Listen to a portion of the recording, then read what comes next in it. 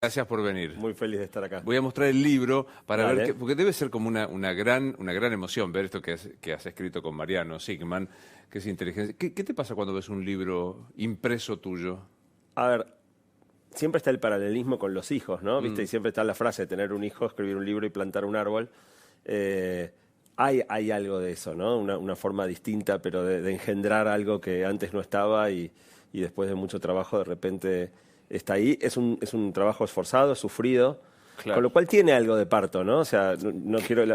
algunas mujeres Las se mujeres ofenderían. se van a enojar. Claro, se ofenderían y no es realmente comparable en el nivel de sufrimiento, pero por lo menos hay gente que sufre menos. Yo sufro bastante engendrando libros. Bueno, estás frente a un ignorante de la inteligencia artificial y por eso estoy muy contento que estés aquí, porque el libro nos lleva a nosotros herramientas, pero podemos empezar por el principio. ¿Qué es la inteligencia artificial? Déjame ir un paso más atrás todavía, que es por qué este libro. Y es que básicamente se viene el mayor cambio tecnológico en la historia de la humanidad. Y esto que te puede sonar a exageración o a hipérbole, uno piensa Internet, no, pará, Internet fue un cambio gigante. Internet pasó hace 30 años. Y todavía, si vos mirás, la mayoría de las empresas están haciendo capacitaciones de transformación digital, viendo cómo se acomodan a una tecnología de hace 30 años. Nuestra vida cambió en muchas cosas, pero no cambió de fondo quiénes somos. Esto viene a movernos el piso de una manera mucho más fuerte. Si vos pensás, los seres humanos no somos las criaturas más veloces. Están las chiitas, montones de animales que van mucho más rápido que nosotros. Entonces, cuando vos haces una máquina que va más rápido que nosotros y que una chita, no te molesta demasiado que haya autos que se muevan más velozmente que nosotros. Tampoco somos los más fuertes, hay gorilas, elefantes. Entonces, haces una máquina, una grúa que puede levantar enormes pesos, tampoco te sentís cuestionado en lo más básico. ¿Qué nos caracteriza como seres únicos en este mundo? La inteligencia.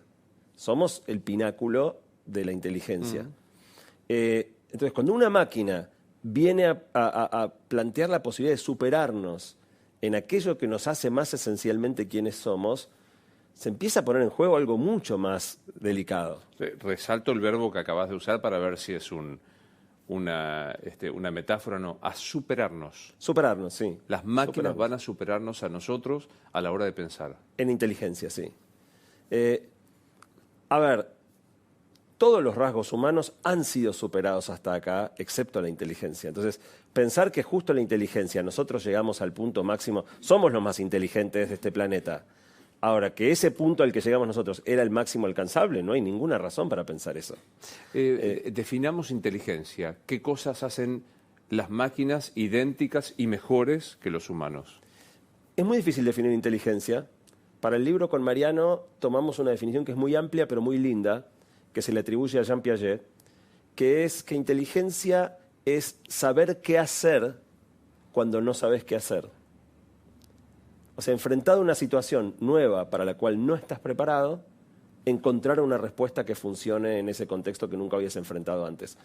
En definitiva, es poder planificar, es poder analizar una situación, tomar decisiones, un montón de procesos cognitivos muy sofisticados que, de nuevo, no son únicos de los humanos, ¿no? O sea, si yo te pregunto si un perro es inteligente, indiscutiblemente lo es. Sin duda. Casi todos los animales, digo, hay algunos, es más difícil conectar con la inteligencia de un mosquito que con la inteligencia de un animal. Pero es un gradiente, todas las criaturas vivas tienen algún grado de inteligencia. Nosotros somos los más inteligentes. Ahora, esta habilidad, de nuevo, puede ser construida, así como construimos fuerza en una máquina o la capacidad de volar en una máquina. La inteligencia también puede ser construida en una máquina y es un proceso que ya lleva 70 años. Si te tengo que rastrear el origen de la idea de inteligencia artificial, fue en la Segunda Guerra Mundial con Alan Turing y los esfuerzos británicos por tratar de entender el código que utilizaban los nazis para encriptar sus mensajes y comunicarse sin que puedan ser descifrados. En ese momento el gobierno británico creó un proyecto científico para tratar de realizar esto.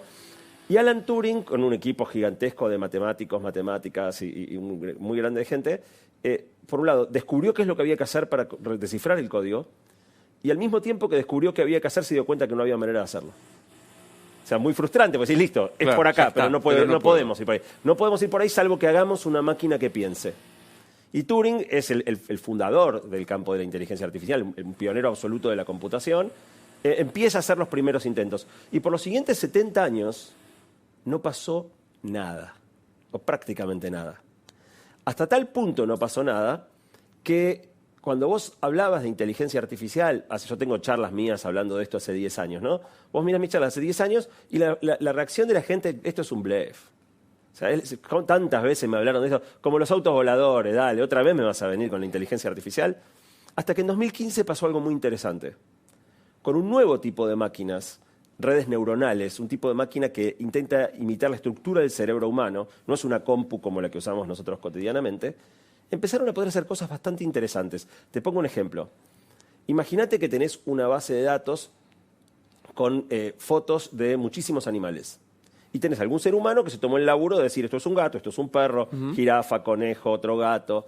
Si vos alimentás a una red neuronal con millones y millones y millones, y esto es importante, hace falta enormes volúmenes de información, millones y millones de fotos y el dato humano de qué es cada uno, después de analizar esos millones de fotos, la máquina empieza a poder reconocer todo lo que ve.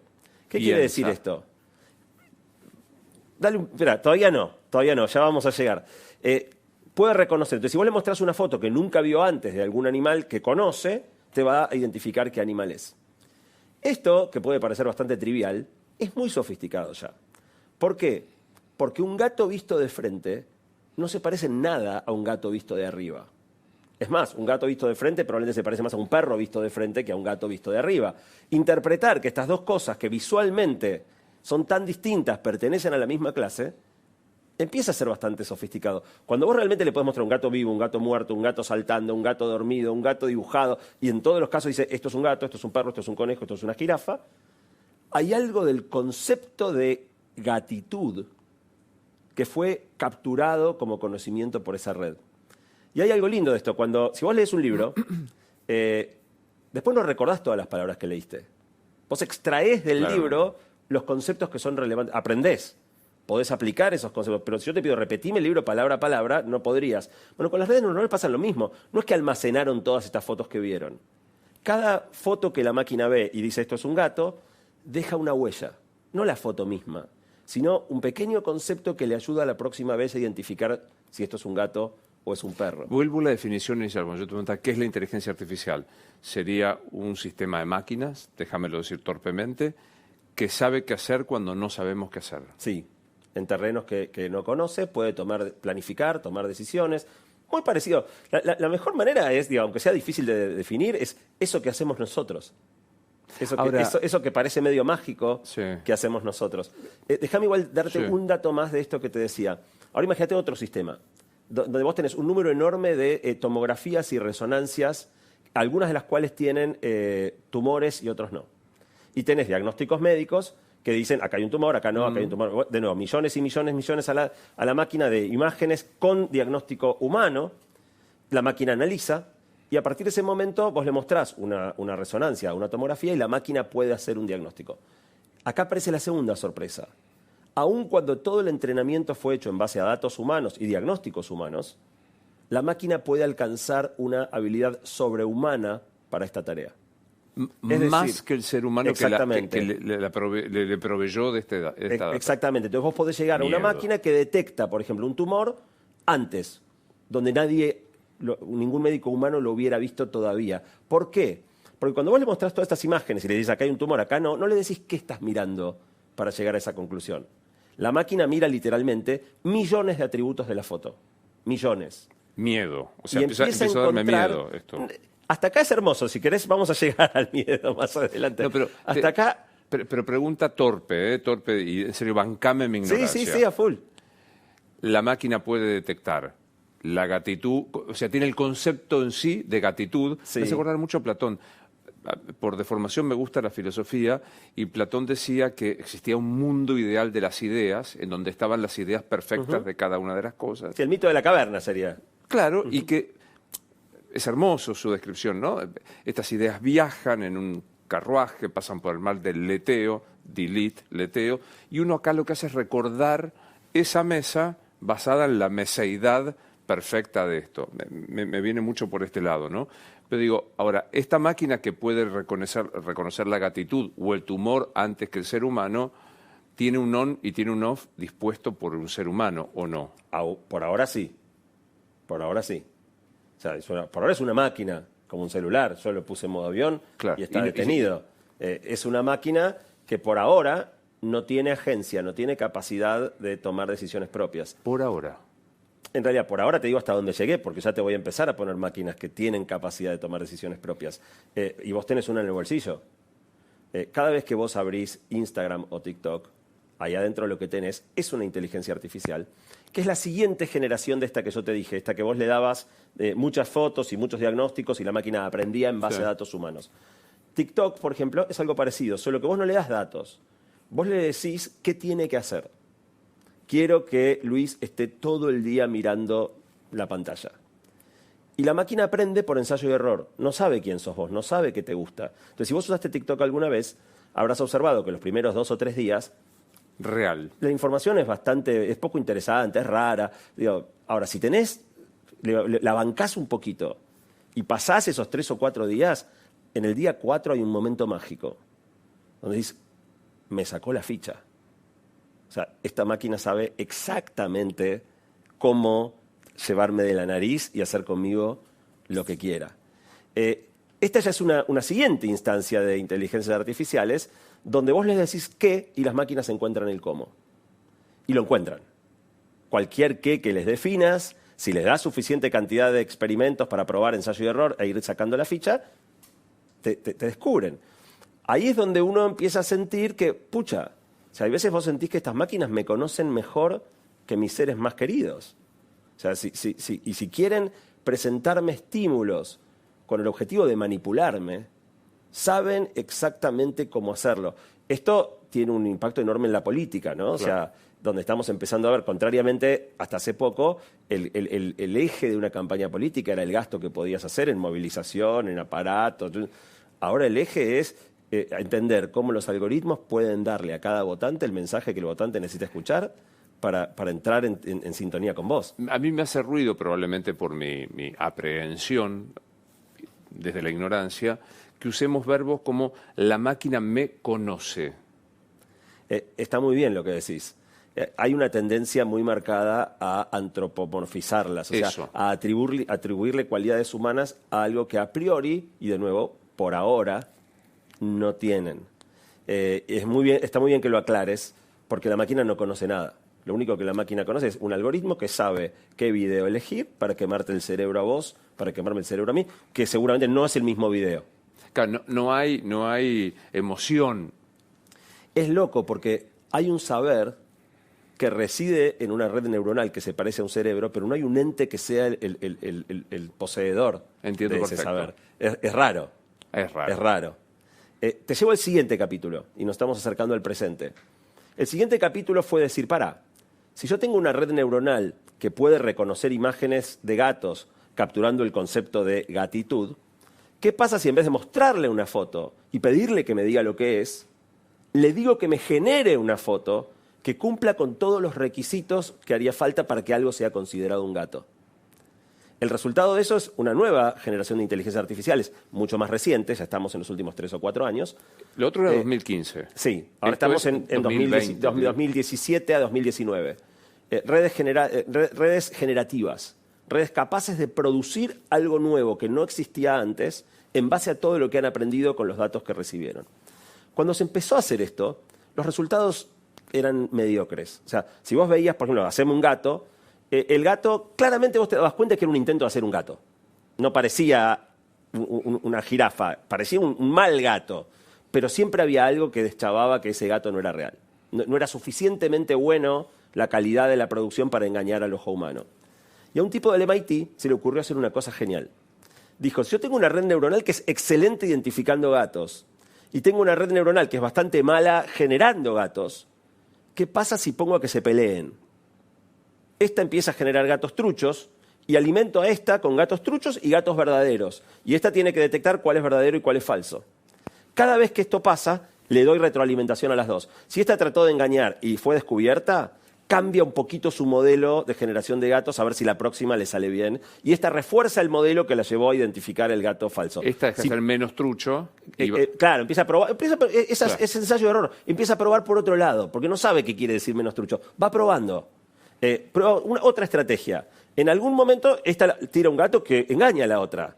Las dos reciben retroalimentación. Esta fortalece el modelo, esta trata de cambiar de estrategia. Si vos repetís esto millones y millones y millones de veces, que a escala computacional puede ser una semana, finalmente la batalla termina.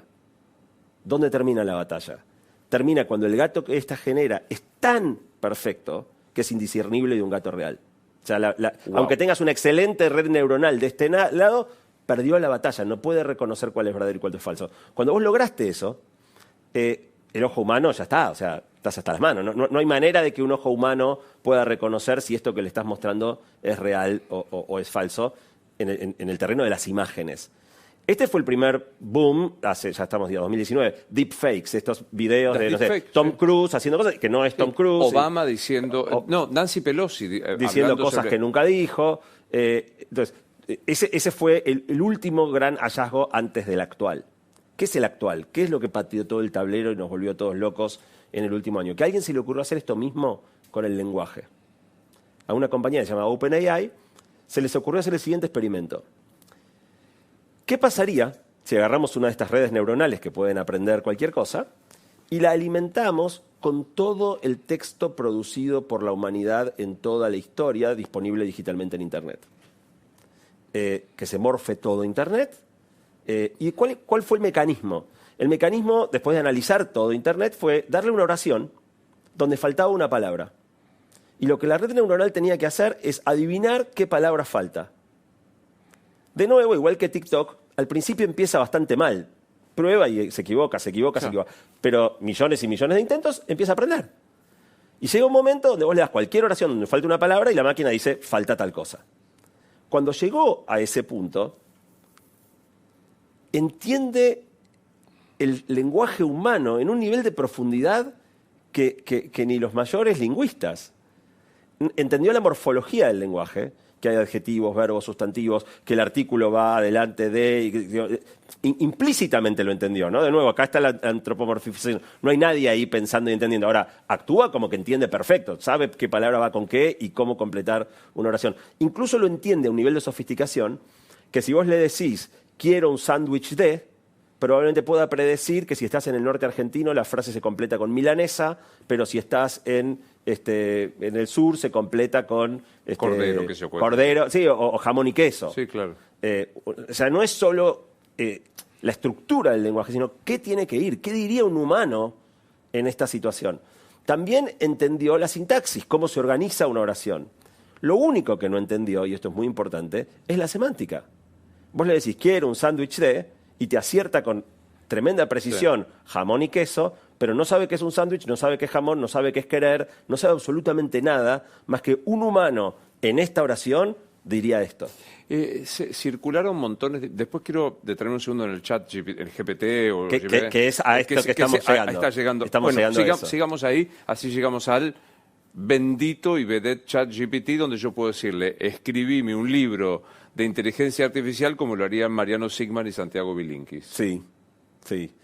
Falta un solo escalón para llegar a ese punto. O sea, una vez que entrenaron a este sistema, que se llama GPT, para encontrar qué palabra va con qué, si vos en vez de sacarle una oración y darle una palabra pedirle que adivine una palabra en el medio, le das una oración y le pedís que prediga la siguiente, lo que tenés es una máquina que contesta. Si yo te digo buenos días, lo más probable es que vos me digas buenos días. Si yo te digo cuál es la capital de Italia, lo más probable es que me contestes Roma. Si te digo cuánto es 2 por 2, lo más probable es que me contestes 4. Bueno, ChatGPT puede hacer muy bien estas predicciones y por lo tanto, cuando vos le escribís algo, sea una pregunta, sea una afirmación, te responde lo que un humano te respondería. Y eso es lo que empieza a ser sorprendente, porque las respuestas son asombrosas. O sea, ¿realmente sentís que hay alguien del otro lado? Te voy a contar, no sé cuánto usaste vos ChatGPT hasta ahora. Muy poco, francamente muy poco. Bueno, te voy a invitar hoy a que eso cambie hoy. Te invito, te va a volar la cabeza. te va a volar la cabeza. Pero una de las cosas que probablemente te pasen, a mí me pasa mucho, yo lo uso bastante, es que me encuentro a mí mismo constantemente pidiéndole por favor o diciéndole gracias. Y uno sabe que no hay un otro ahí, pero es tan real. O sea, yo no me sentiría cómodo maltratándolo. Y es loco, porque de nuevo, la empatía es un mecanismo humano muy universal y muy fácil de activar. Hagamos esto porque asumo que hay muchos que nunca, no poco, nunca nada. ¿Cómo accede al chat GPT alguien que nunca lo hizo? Mira, lo más fácil, hoy la gente tiene tendencia a bajarse una app en el celular. Y hay una app para el celular. Mi recomendación igual es que usen la compu. Hay una página que se llama chat.openai.com, que es la compañía que lo hizo, donde vos entraste, creas tu cuenta y lo usás. Es gratis, o sea, se puede pagar una versión paga, pero no hace falta para el uso cotidiano del 99% de las personas. La versión gratuita anda fenomenal. Y lo que te vas a encontrar, se llama ChatGPT, es una cajita como si estuvieras en un WhatsApp. O sea, la máquina no hace nada hasta que le hables. Y cuando vos le hablás, reacciona a lo que le digas. Acá empieza a pasar algo interesante, que es, si yo tengo una guitarra acá y no sé tocar, la guitarra tiene el potencial de sonar hermosamente. Si la agarra Paco de Lucía, suena hermoso. La agarro yo y es un espanto. Entonces, ChatGPT tiene la capacidad de producir hermoso lenguaje, pero depende de la calidad del ejecutor con el que interactúe. Vamos de vuelta. Chat OpenAI Open como abierto en inglés, sí. openai.com. .com. Sí, chat.openai.com. ¿Y qué le puedo pedir a ese chat? Bueno, ahí va. ¿Qué le podés pedir a una guitarra? Bueno, o sea, la guitarra está más acotada en el sentido que no vas a tocar con una batería, pero la variedad de cosas que podés tocar con una guitarra es enorme. Entonces, la gente tiende a hablar del clima, ¿no? Como la charla del ascensor. ¿Qué le digo? Pero ¿cuál es la capital de Italia? Roma. No es muy sorprendente que te pueda decir eso. Se pone mucho más lindo cuando empezás a jugar de maneras más sofisticadas. Te voy a tirar 2 o 3 puntas para cuando te sientes frente al ChatGPT o los que nos están escuchando. Primera cuestión. ChatGPT se leyó todo. Todo el texto, se leyó Platón, leyó Aristóteles, leyó todo el texto que existe. Y eso tiene un lado bueno, es muy erudita, pero tiene un lado malo, que es que todo ese contenido está como un poco mezclado. Entonces, cuando vos empieces a hablar, las primeras conversaciones te van a sorprender. Después de un rato lo vas a empezar a sonar un poco estereotipado. ¿Cómo se rompe eso? Si vos tuvieras que buscar a alguien que sepa mucho sobre botánica y alguien que sepa mucho sobre geopolítica, probablemente no le preguntarías a la misma persona. Buscarías un experto en una cosa o en la otra. Bueno, preguntarle a ChatGPT es preguntarle un sabelotodo, que tiene todo mezclado. Entonces, la mejor manera de empezar a mejorar las respuestas es podar 99% de las ramas de conocimiento que no son pertinentes para esta pregunta que le vas a hacer. Entonces, en general vos empezás a hablarle diciéndole, quiero que me respondas como si fueras el mayor experto en botánica del hemisferio occidental. Y después haces tu pregunta de botánica. El resultado Recortás. va a ser completamente diferente que si preguntabas a ChatGPT directo sin hacerle esa aclaración anterior. Este recorte, quiero que me respondas como si fueras, puede ser una persona específica. Si querés hablar de relatividad, pregúntale a Einstein.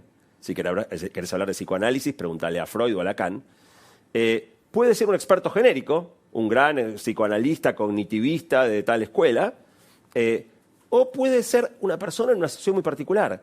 Quiero conversar con una persona que está tremendamente frustrada porque le robaron la bicicleta y ahora no tiene para comprarse otra. O sea, vos podés moldear una mentalidad, un estado mental, e interactuar con un GPT en el estado mental que vos le diseñes.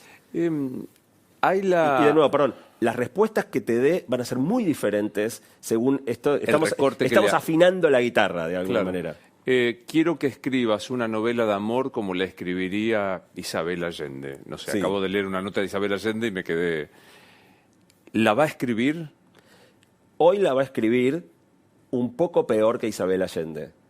Pero igual que el gato, vos vas a decir, ok, es un intento de... Y vas a reconocer a quién está tratando de imitar. No es que vas a decir, se parece.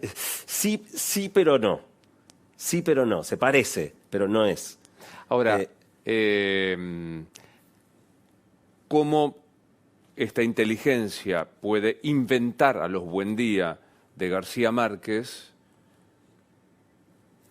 sin que existan hoy. O sea, crear una historia de largas generaciones con un árbol genealógico como el realismo mágico de García Márquez. Pero los Buendía se le ocurrió a Gabo, no a la máquina.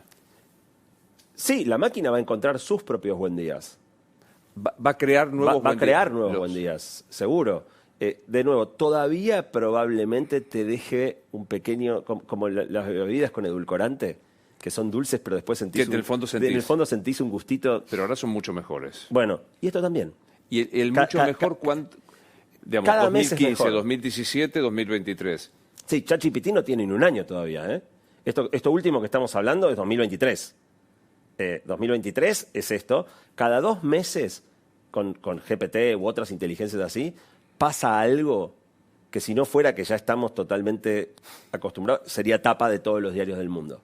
Todo el tiempo pasan cosas que debieran volarle la cabeza.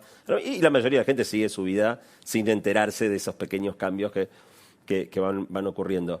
Te digo 2 cosas más de esto de la autoría, de contestame como si fueras. Una es que vos, por ejemplo, podés promediar personas. Entonces, ¿cómo sería una novela escrita en conjunto por Isabel Allende y García Márquez? Ese ejercicio, ChatGPT lo hace increíble. Como ya ahí no esperas que sea idéntico a ninguno de los dos, es mucho más realista y creíble la mezcla, porque presenta rasgos de ambos, sin terminar de ser ninguno. Entonces, ese ya empieza a ser un uso más interesante, más creativo. El otro que te iba a decir es que, así como vos le podés preguntar de relatividad a Einstein y de psicoanálisis a Freud, le podés preguntar de relatividad a Freud y de psicoanálisis a Einstein.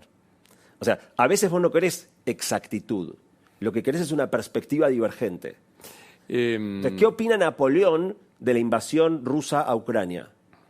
Lo que te va a dar es probabilístico. Nadie sabe qué hubiera dicho Napoleón. Ni siquiera sería posible que opine porque no tenía la información ni los conceptos.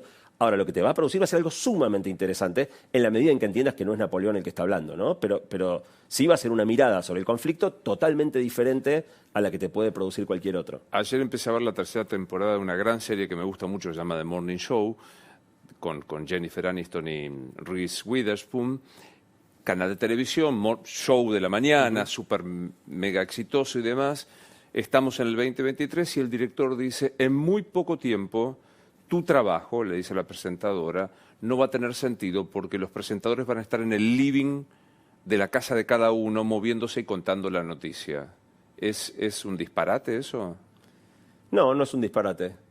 Hace poco di una conferencia en la Asociación Argentina de Marketing y escuché un poco el panel anterior y los vi como muy poco conectados con los cambios que vienen de inteligencia artificial. Y hablaban de eso, pero decían, no, bueno, pero no va a cambiar mucho nada, es una herramienta más. Y entre que terminaba ese panel y me tocaba hablar a mí, pasaron una serie de comerciales. Y yo quise ser provocador.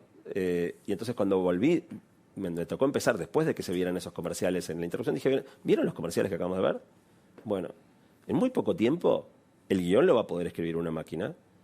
Los actores no van a ser actores humanos, van a ser emulaciones ultra realistas de actores. Las voces van a poder ser hechas por una máquina. No va a haber director, no va a haber iluminador, no va a haber guionista, no va a haber actores. ¿Estaba siendo provocador? Sí. ¿Estoy hablando de algo absurdo? No. ¿Por qué estaba siendo provocador? Porque hay algo de valor en lo humano que no necesariamente vale la pena siempre reemplazar. Por muchas razones. Y si querés, esto es quizá uno de los puntos filosóficos más lindos a los que llega el libro, que es, suponete que yo cada vez que me subo al auto pongo Waze. Aunque esté yendo a un lugar que fui 60 veces, pongo Waze. ¿Por qué? Bueno, porque por ahí hay un corte de calle, por ahí hay un piquete, porque me permite saber ya a qué hora voy a llegar y si estoy atrasado aviso que llego unos minutos más tarde. Eso lo tengo totalmente mecanizado. ¿Por qué? Porque Waze es mejor que yo encontrando el camino más corto. Sabe cosas que yo no sé, que es el estado de las calles en este momento. Ahora, en el momento que yo empiezo a hacer eso, me compro una cuestión ideológica sin darme cuenta, que es que el objetivo en la vida siempre es llegar antes. Y no es así necesariamente. O sea, hay veces que estoy apurado y quiero llegar antes, Pero muchas otras veces, probablemente, si lo pienso un poquito, prefiero ir por la costanera de Vicente López mirando el río, escuchando música. No estoy apurado. ¿Por qué tengo que ir por el camino más corto? Entonces, ahí es donde empieza a jugar. La máquina va a poder hacer cosas mejores que nosotros. Pero siempre lo que queremos es lo mejor. ¿O hay otras? Te lo pongo un ejemplo con el libro. Sí. Desde que empecé a hablar, que estábamos con Mariano haciendo este libro, mucha gente se ríe y me dice, lo estás haciendo con ChatGPT. Claro. No. ¿Por qué no? Porque hoy todavía ChatGPT probablemente no podría hacer un libro mejor que nosotros. Pero ponele que pudiera. No sería mío. Yo quiero hacer mi libro, quiero capturar mi mirada. Hay un sentido de autoría en las cosas que hacemos, sea un libro, sea decidir cómo manejamos nuestro tiempo, que no siempre vamos a querer dejar entregado a manos de terceros. Escucho música con Spotify. Yo dejé de elegir la música que escucho. Spotify elige bien, pero si hay ciertas cosas que no me las pasa más, las perdí. Ahora, Santiago, hay algo interesante, ¿no? Porque dijiste, los guionistas, los directores, los iluminadores del comercial, los médicos que diagnostican el tumor, los veterinarios. Ese es el riesgo digamos, el temor, por lo menos que se ve advertido, de la pérdida de fuentes de trabajo y ocupaciones reemplazando al ser humano por la máquina.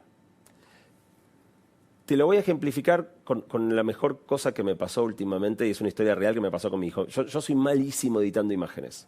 Soy un queso, no tengo ninguna concepción visual, no sé manejar las herramientas.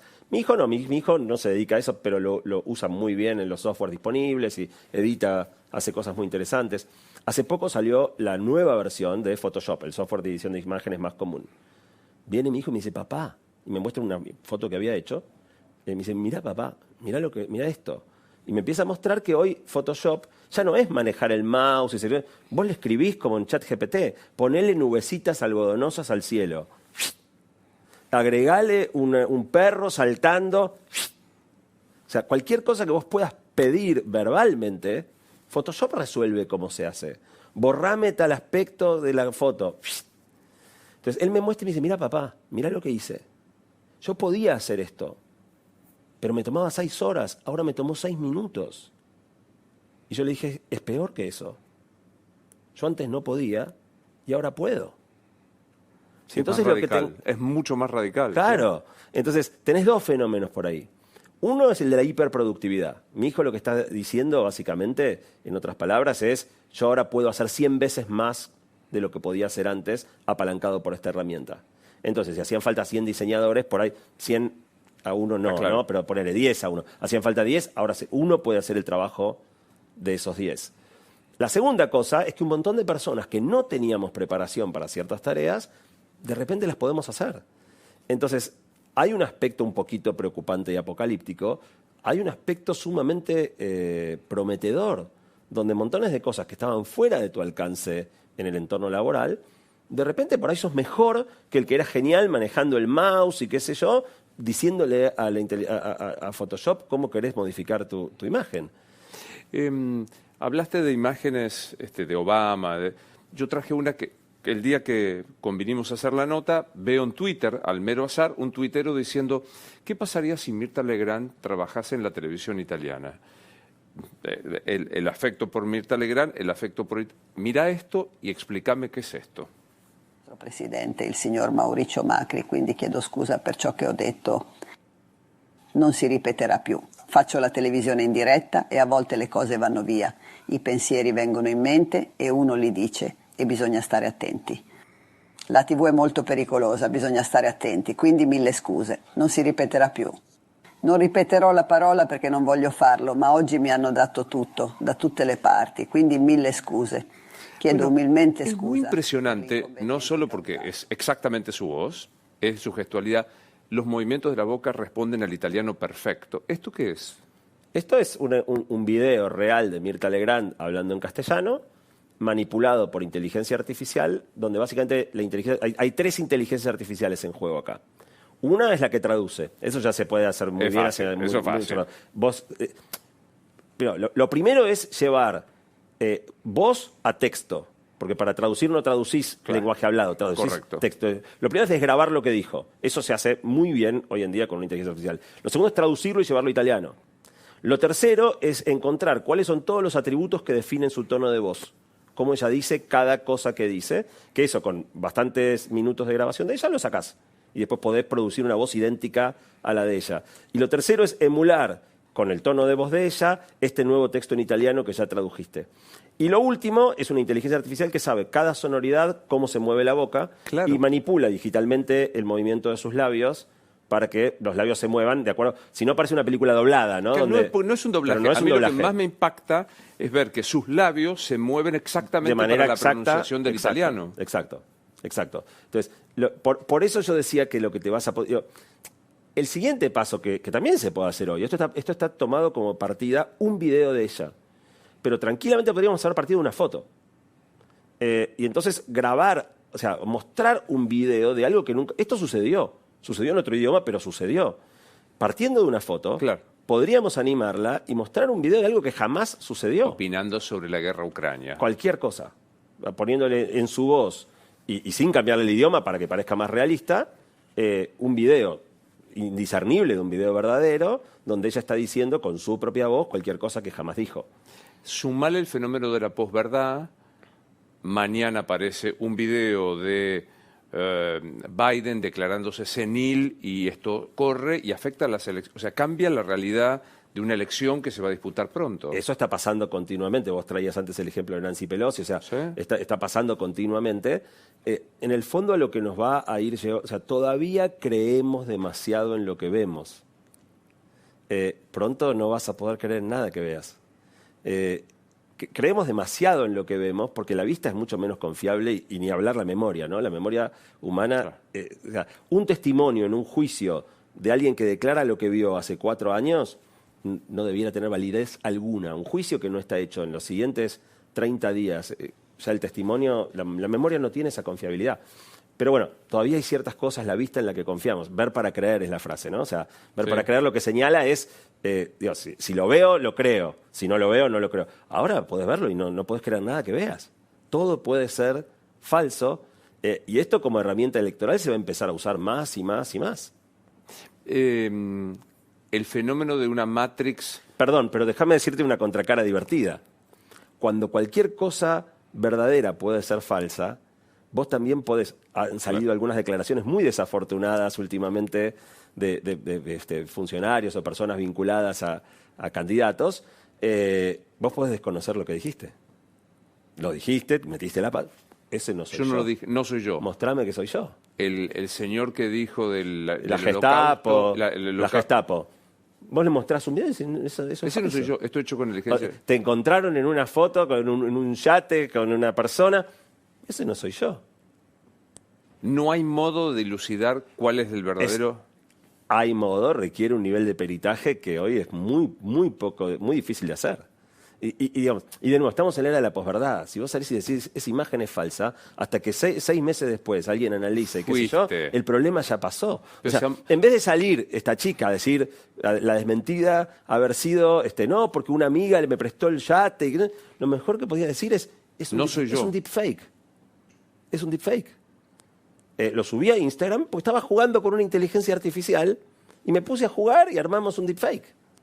Llegamos tarde, Sofía Clerici. No, Sí. no, pero quiero decir, banalicemos, hagamos una cosa más doméstica. El señor tomado con una señorita que no es su esposa y fotografiado. O sea, las novelas que yo leí cuando era chico del investigador privado fueron. De hecho, hay un cuento muy lindo de Cassiari.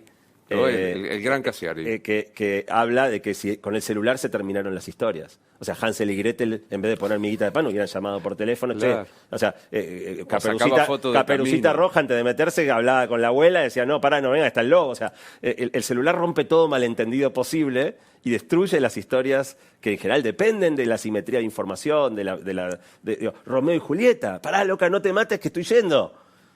Romeo llegó y Julieta se había matado porque Romeo no le llegó a avisar que le mandaba un WhatsApp, bancame, estoy parado en el tránsito. ¿Cuánto de real hay de la Matrix con voluntad propia? No sé, o sea, me da miedo usar hasta los términos, pero digo, con autonomía propia. Te voy a contar una anécdota de algo que ya sucedió con ChatGPT.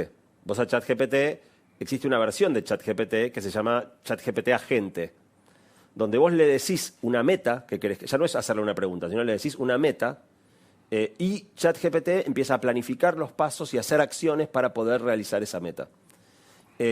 Una persona le pidió a este agente GPT que hiciera una tarea que requería, viste las páginas, cuando vos no querés que computadoras se te conecten a las páginas web, les pones un captcha. Sí. Estos textos Esa cosa horripilante que hay que horripilante repetir. que hasta a nosotros nos cuesta porque las máquinas ya no pueden descubrir. Entonces, la máquina tenía que hacer una tarea que requería resolver un captcha que no podía resolver. Planificación. ¿Qué hace? Dice, tengo que contratar en Estados Unidos un servicio que se llama TaskRabbit, donde vos podés contratar personas a que hagan tareas muy específicas pagándole una suma chica. Entonces, se mete a TaskRabbit y busca una persona que pueda resolverle el captcha y la contrata. La persona desconfía, dice, es raro que alguien te contrate para resolver un captcha. Entonces le dice, pero ¿por qué no podés resolverlo vos? ¿No sos humano? Y la máquina concluye que no tenía que revelar su condición de no humana y le dice, no, tengo una discapacidad visual y por eso no puedo resolverlo.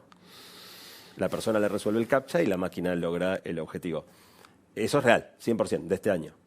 Entonces, si querés, son los primeros pedacitos de película de ciencia ficción que empiezan a ocurrir en el mundo alrededor nuestro. Máquinas tomando decisiones, mintiendo, engañando humanos, con esta extraña desconexión de que todavía no hay un ente atrás malévolo, ¿no? O sea, no lo hay. Ahora, antes hablábamos de los perros. Vos sabés que los perros son inteligentes. ¿Cómo sabés?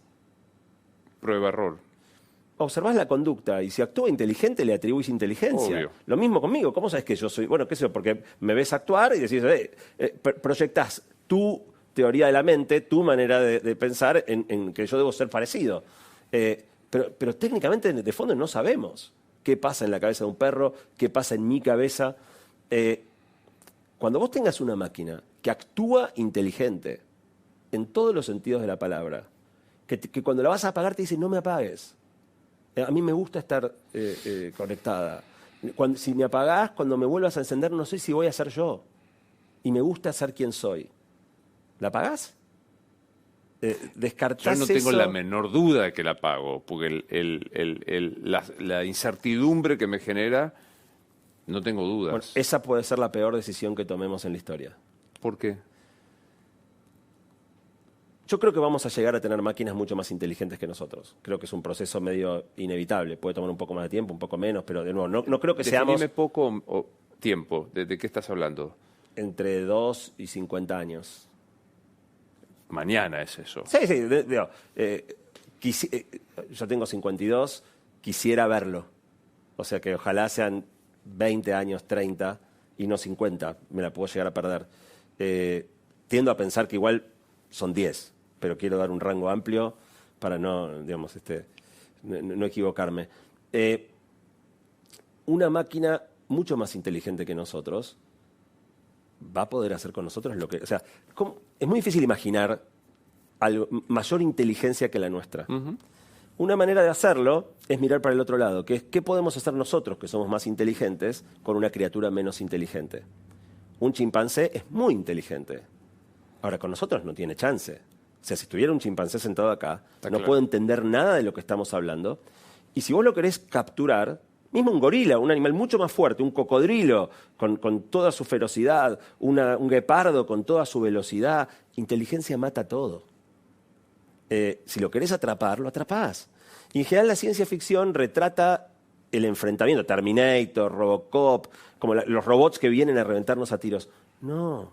A veces nosotros le pegamos un tiro a un animal, pero la mayoría de las veces si necesitas atraparlo, le pones una trampa muy sencilla y el animal no puede evitar caer.